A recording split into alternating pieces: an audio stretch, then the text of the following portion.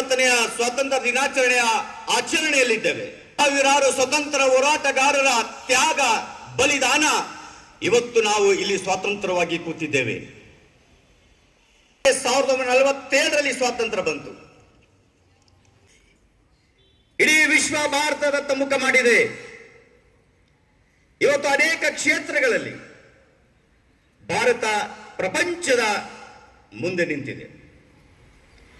ಭವ್ಯ ಭಾರತವನ್ನ 2047ರ ಹೊತ್ತಿಗೆ ನೀವೆಲ್ಲ ಕೂಡ ಶತಮಾನದ ಸ್ವಾತಂತ್ರ್ಯ ದಿನಾಚರಣೆ ಆಚರಣೆಯಲ್ಲಿ ಇರ್ತೀರಾ.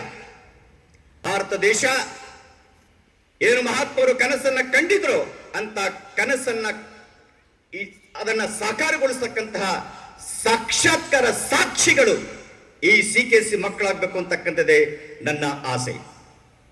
ಭಾರತದ ಈ ಯಾತ್ರೆ, ಭಾರತದ ಈ ಪ್ರವಾಸ ಇನ್ನೂ ಕೂಡ ಮುಗ್ದಿಲ್ಲ. ಇದೇ ಸಮಯದಲ್ಲಿ ನಮ್ಮ ಮುಂದಿರ್ತಕ್ಕಂಥ ಸವಾಲುಗಳು ಏನು? ಸರ್, ನಾವೇನ್ ಮಾಡ್ಲಿಕ್ಕೆ ಆಗ್ತದೆ? Just we are A student. ನಾವು ಕೇವಲ ವಿದ್ಯಾರ್ಥಿನಿಯರು ಅಥವಾ ವಿದ್ಯಾರ್ಥಿಗಳು. ನಾವೇನ್ ಮಾಡ್ಲಿಕ್ಕೆ ಸಾಧ್ಯ? ತಂತ್ರಜ್ಞಾನದಲ್ಲಿದ್ದೇವೆ. ಯಾವ ವಸ್ತುವನ್ನ ನಾವು ನಿಮಗೆ ಕೊಡಬಾರದು ಅಂತ ಇದ್ವೋ ಆ ವಸ್ತು ನಿಮಗೆ ಕೊಟ್ಟಾಯ್ತು. ಏನದು? ಗೆಸ್. ಮೊಬೈಲ್ ನಿಮ್ ಕೈಗೆ ಕೊಟ್ಟಾಯ್ತು.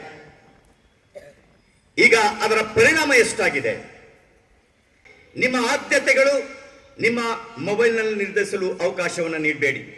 ಸಾಮಾಜಿಕ ಮಾಧ್ಯಮಗಳು ಎಷ್ಟು ಜನ ನನ್ನ ಲೈಕ್ ಮಾಡಿದ್ದಾರೆ, ಎಷ್ಟು ಜನ ನನ್ನ ರೀಲ್ಸ್ ನೋಡಿದ್ದಾರೆ. ಹೀಗಾಗಿ ರೀಲ್ಸ್ ನೋಡಿ ರೀಲ್ಸ್ ಮಾಡಿ ಮಾಡಿ ಬದುಕಿನ ರಿಯಾಲಿಟಿನ ಮರೆತೋಗ್ತಾ ಇದ್ದೀರಾ ಇವತ್ತಿನ ಜನತೆ.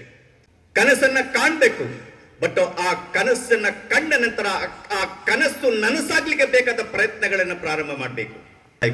ದೇಶ ನನಗೇನ್ ಕೊಟ್ಟಿದೆ ಅನ್ನೋಕ್ಕಿಂತ ಇಂಥ ಪುಣ್ಯ ಭೂಮಿಯಲ್ಲಿ ದಾಸರು, ಶರಣರು, ಕೀರ್ತನೆಕಾರರು, ಇಂಥ ಶ್ರೇಷ್ಠ ವ್ಯಕ್ತಿಗಳು, ತತ್ವಜ್ಞಾನಿಗಳು ಜನಿಸಿದ ಭೂಮಿಯಲ್ಲಿ ನಾನು ಮತ್ತೆ ನೀವು ಜನಿಸಿದ್ವಿ ಅಂತ ಹೇಳಿದ್ರೆ ಇದಕ್ಕಿಂತ ಸೌಭಾಗ್ಯ ಇನ್ನೇನ್ ಬೇಕಾಗಿದೆ ನಮಗೆ? ಇಂಥ ಪುಣ್ಯ ಭೂಮಿಯಲ್ಲಿ ಜನಿಸಿದ ನಾನು ನನ್ನ ದೇಶಕ್ಕೆ ಏನು ಕೊಡುಗೆಯನ್ನು ಕೊಡಬಲ್ಲೆ? ನಾನು ಎಲ್ಲಿ ಸಲ್ಲಲ್ಪಡ್ತೇನೆ, ಸೊ ಅಲ್ಲಿ ನಾನು ನನ್ನ ಕಾರ್ಯವನ್ನ ಮಾಡಿದಾಗ ಮಾತ್ರ ನಾನು ಈ ದೇಶಕ್ಕೆ ಕೊಡುಗೆಯನ್ನು ಕೊಡಲಿಕ್ಕೆ ಸಾಧ್ಯವಾಗ್ತದೆ. ನಮಗೆ ಸ್ವರಾಜ್ಯವನ್ನು ಕೊಟ್ಟಿದ್ದಾರೆ, ನಾವು ಭಾರತಕ್ಕೆ ನೀವು ಸೂರಜ್ಯನ್ನು ಕೊಡಬೇಕಾಗಿದೆ. ಮಾರ್ಕ್ಸ್ ಪಾಸ್ಟಲ್ಲಿ ಹೆಜ್ಜೆಯ ಗುರುತುಗಳನ್ನು ನೋಡುತ್ತಾ ಇದ್ರೆ ಈ ಹೆಜ್ಜೆಯ ಗುರುತುಗಳು ಇವತ್ತು CKCಯಲ್ಲಿ ನಿಮ್ಮ ಮಾರ್ಕ್ಸ್ ಪಾಸ್ಟರ್ ಹೆಜ್ಜೆಯ ಗುರುತುಗಳಿದೆ. ಮುಂದೆ 100ನೇ ವರ್ಷವನ್ನ ಈ ದೇಶ ಸ್ವಾತಂತ್ರ್ಯ ದಿನಾಚರಣೆ ಆಚರಿಸುವ ಸಂದರ್ಭದಲ್ಲಿ ದೇಶದಲ್ಲಿ ನಿಮ್ಮ ಸಾಧನೆ ಹೆಜ್ಜೆ ಗುರುತುಗಳನ್ನ ನೋಡಬೇಕು. ನಾವು ಅಂತ ಬಂಗಾರದಂತ ಮಕ್ಕಳು ನೀವು ಆಗ್ಬೇಕು ಅಂತ ಈ ಸಂದರ್ಭದಲ್ಲಿ ಹೇಳ್ತಾ ನಮಸ್ಕಾರ.